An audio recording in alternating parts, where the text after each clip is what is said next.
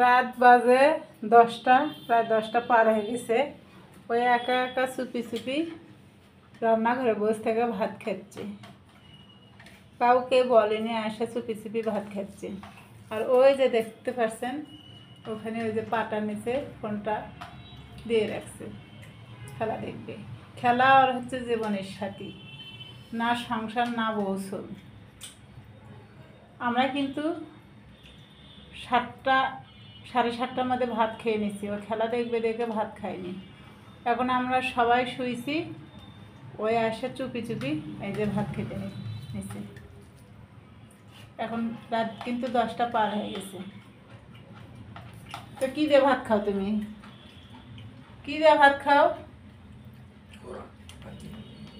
কী দিয়ে ভাত খাচ্ছ? 1 গোটা রসুন তুলে নিছো আর মুরগির হানা পাখা তুলে নিছো, তাই না?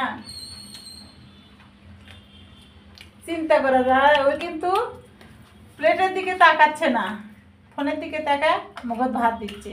যদি কোনো কিছু তেলা পোকা ঢোকে মুখের মধ্যে ভাতের সাথে,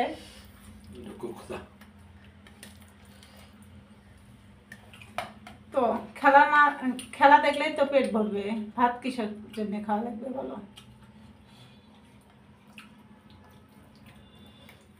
ভাত না খেলে তো চলবে, খেলা না দেখলে তো চলবে না। তো ভাত তুমি কই পালা? আমি তো ফ্রিজের মধ্যে রেখে আসছি। আমি এখানে ভাত টাত কিছু রাখিনি, যে খেলায় দেখো, খেলা দেখলেই যখন তোমার পেট ভরবে তো খেলা দেখেই খাও। ওই জন্য ভাত ফ্রিজের মধ্যে রাখছি, তরকারি ছিল না। তুমি কই পালা? কই পালা ভাত? ভাত তরকারি তোমার কে দিল বলো? এখানে তোমার কি আছে যে তোমার ভাত তরকারি দিল? সে বউটার সোপা দেখি তাহলে প্লেটে ভাত নেই, কিছু নেই। এই ফ্রিজের থেকে ঠান্ডা ভাত নিয়ে এসে খাচ্ছ,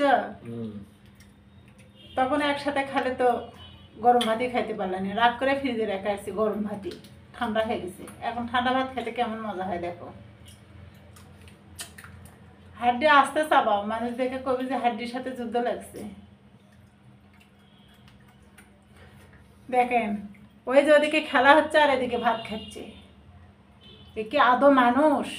কন শুধু টয়লেটটা করে, তাও মানে টয়লেটের উপরে ফোনটা সেট করে রাখে টয়লেট করে। আর খেলা দেখতে হবে দিনের 24 ঘন্টা, এমন মানুষ।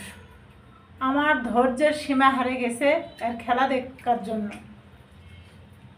তো দেখেন সবসময় ফোনের দিকে নজর, ওই যে দেখতে পাচ্ছেন ফোনের দিকে নজর, এই যে দেখছেন।